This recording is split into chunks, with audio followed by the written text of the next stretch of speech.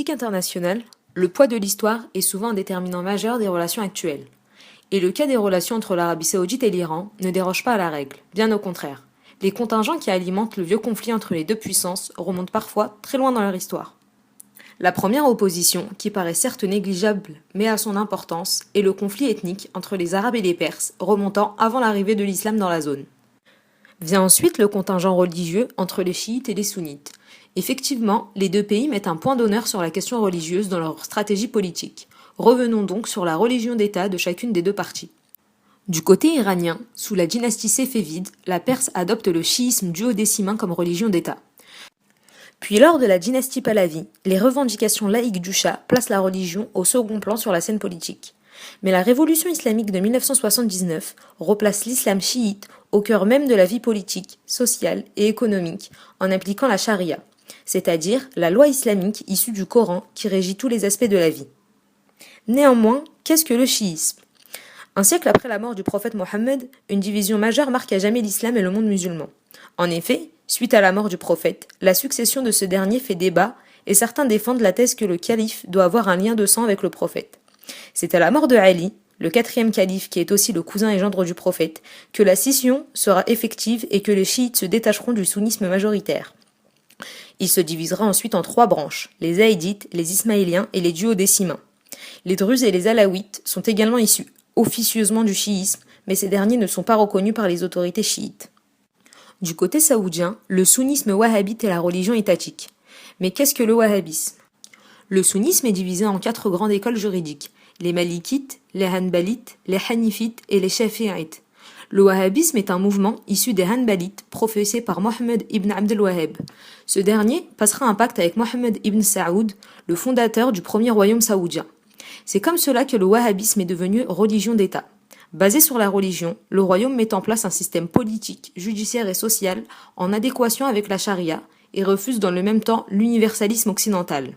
Dès 1956, le prince des Saouds annonce que la politique étrangère doit être fidèle aux règles musulmanes.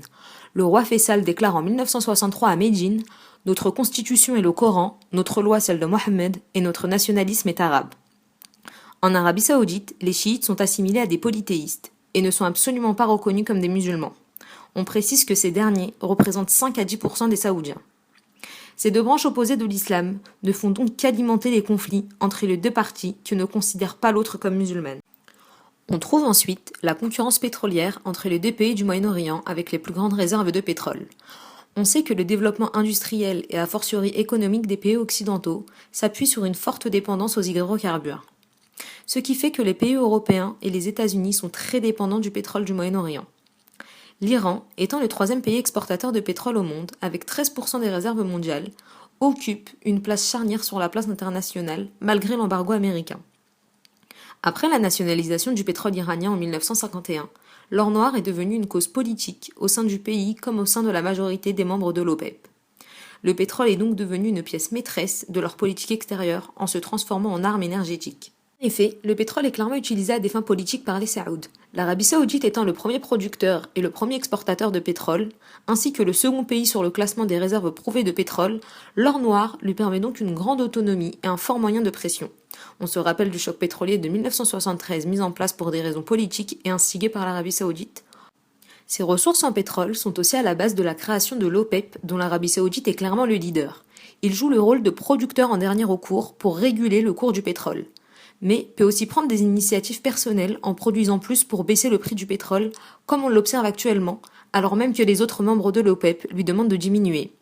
Le but de cette manœuvre est encore politique. Il cherche à épuiser économiquement ses adversaires au sein de l'OPEP, et notamment l'Iran. Quatrièmement, on va trouver une adversité dans la recherche du leadership régional. Comme nous avons vu, les deux pays ont certains alliés historiques dans la région et dans le monde occidental. Néanmoins, l'Arabie Saoudite comme l'Iran est en quête de reconnaissance internationale de la suprématie sur le Moyen-Orient. Tout cela nous amène aux questions de hard et de soft power qui seront développées plus longuement dans la partie suivante. Enfin, l'obsession de l'Iran pour l'arme nucléaire commence progressivement à s'étendre à l'Arabie Saoudite qui ne pourra clairement plus être prise au sérieux par ses voisins si l'Iran arrive à l'acquérir. On note que le nucléaire représente une grande partie de la politique étrangère iranienne. En effet, l'Iran, qui se décrit depuis 1979 comme anti-occidentale, anti-américaine et surtout anti-Israël, cherche à se doter de l'arme nucléaire malgré les pressions extérieures, dans le but de se protéger et de rivaliser avec ses voisins pakistanais et israéliens. Ce point constitue d'ailleurs une cause de son isolement actuel. Néanmoins, ces sujets de discorde mettent fortement en danger la stabilité régionale et a fortiori internationale. La rivalité entre l'Arabie saoudite et l'Iran concerne de plus en plus les pays occidentaux, craignant une escalade de la violence dans une région déjà très instable.